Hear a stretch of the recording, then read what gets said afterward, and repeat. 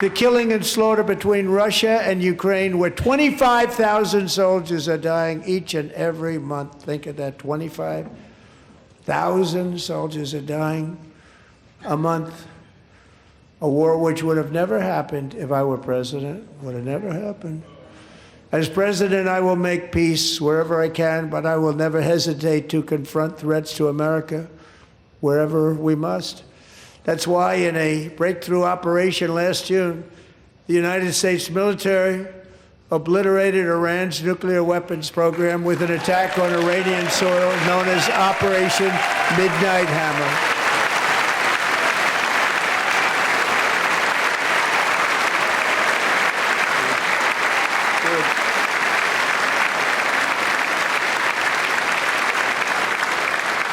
For decades, it had been the policy of the United States never to allow Iran to obtain a nuclear weapon. Many decades. Since they seized control of that proud nation 47 years ago, the regime and its murderous proxies have spread nothing but terrorism and death and hate. They've killed and maimed thousands of American service members and hundreds of thousands and even millions of people with what's called roadside bombs. They were the kings of the roadside bomb.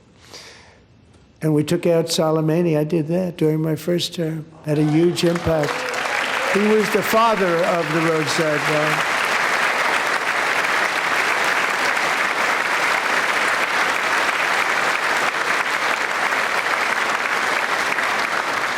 And just over the last couple of months with the protests, they've killed at least, it looks like, 32,000 protests. 32,000 protesters in their own country.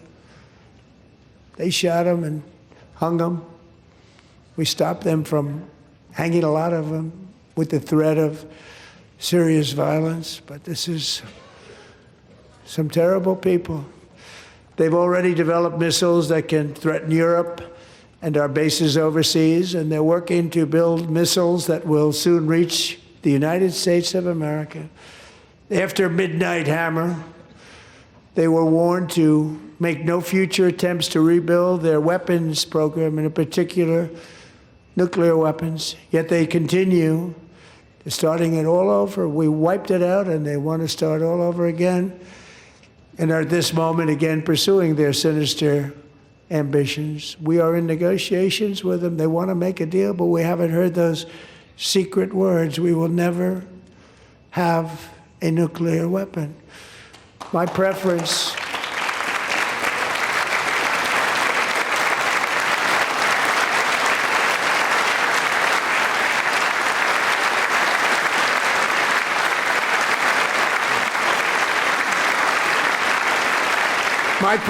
is to solve this problem through diplomacy.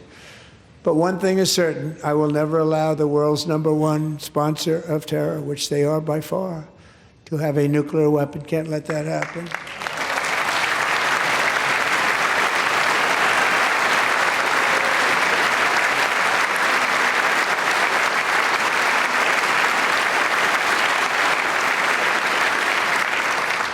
And no nation should ever doubt America's resolve. We have the most powerful military on earth. I rebuilt the military in my first term. We're going to continue to do so. Also, we just approved a $1 trillion budget. We have no choice. We have to be strong, because hopefully we will seldom have to use this great power that we built together. It's really called peace through strength, and it's been very, very effective.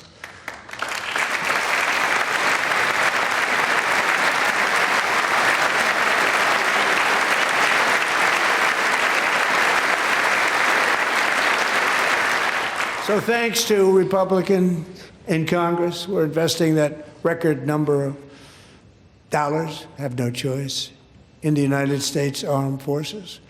Also creating a lot of jobs, but we're not even doing it for that reason. Because as I said, we have more jobs, more people working today than ever before in the history of our country. And NATO countries are friends and allies. They are. They're our friends and they're our allies. Have just agreed, at my very strong request, to pay 5% of GDP for military defense rather than the 2%, which they weren't paying. We were paying for almost all of NATO. Now they're paying 5 as opposed to not paying 3.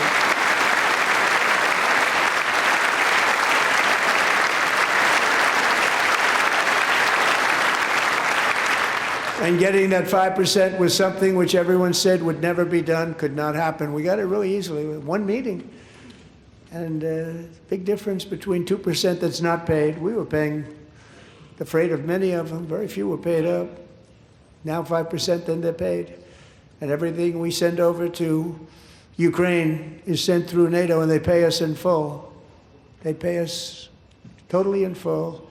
Every branch of our armed forces is setting records for recruitment. This is so exciting. And every service member recently.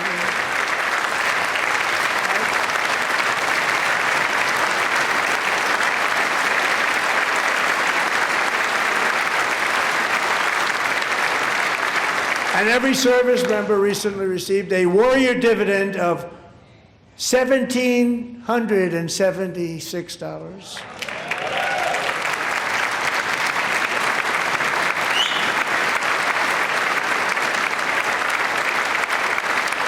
You know, they put it on my desk. We got the money from tariffs and other things, a lot of money we have. We have much more money than people understand. Have to rebuild that program a little bit, but it won't take long. But we got the money, and it was $1,775, and they wanted my approval. And I said, what's the number? $1,775. I said, wait a minute, for $1 more we can have $1,776. It's going to... I said, we're going to figure that. I never asked anybody if we could afford it. $1 more. I said, $1,776. And I said, that's good. And I'll tell you what, our military, that was 4 months ago, our military, I never see a person in the military that doesn't thank me for it. So we're honored to do it. They deserve it. And we call it 1776. It was great. And we love our military. We love our law enforcement. We love our firemen. You know, the firemen don't get mentioned enough. We love our firemen. We're also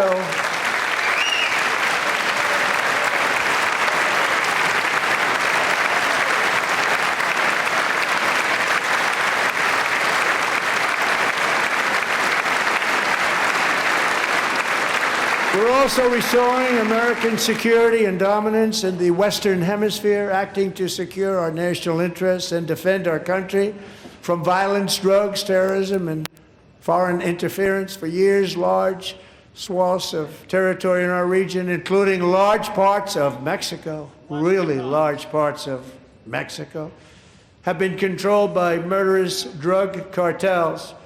That's why I designated these cartels as foreign terrorist organizations, and I declared illicit fentanyl as a weapon of mass destruction.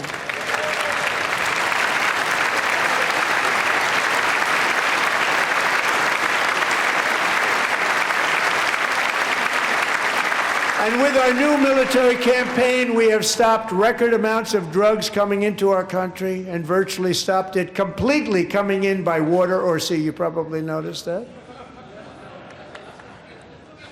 We very seriously damaged their fishing industry also. Nobody wants to go fishing anymore. We've also taken down one of the most sinister cartel kingpins of all. You saw that yesterday. In January,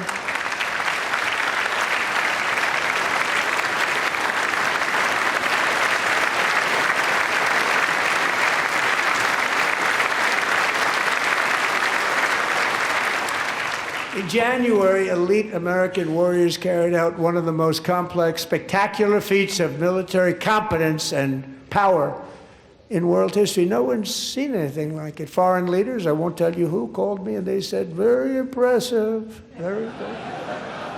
They couldn't believe, they all watched, they saw what happened. This is a different fighting force that we had years ago when we fought to tie. You know, it's a great fighting force. I'm so proud of it.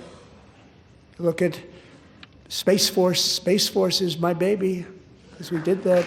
My baby is becoming so important.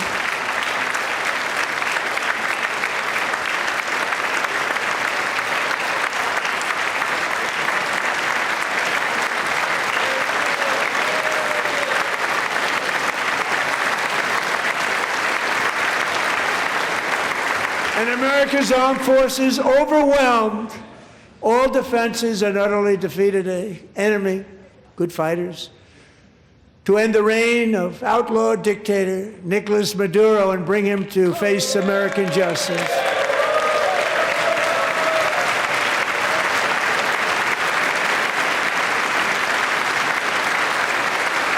And this was an absolutely colossal victory for the security of the United States, and it also opens up a bright new beginning for the people of Venezuela.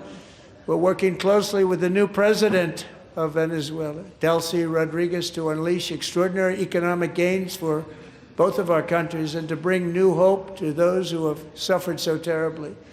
They really did suffer. With us tonight is Alejandro Gonzalez. She grew up in a tight-knit Venezuelan family and was especially close to her beloved uncle Enrique. But after Enrique ran for office and opposed Maduro, he was kidnapped by Maduro's security forces and thrown into the regime's really infamous prison in Caracas. Alejandro feared she would never see her uncle again. She feared for her own life also. But since the raid, we have worked with the new leadership, and they have ordered the closure of that vile prison and released hundreds of political prisoners already, with more to come. Alejandro, I'm pleased to inform you that not only has your uncle been released, but he is here tonight. We brought him over to celebrate his freedom with you in person. Enrique, please come down.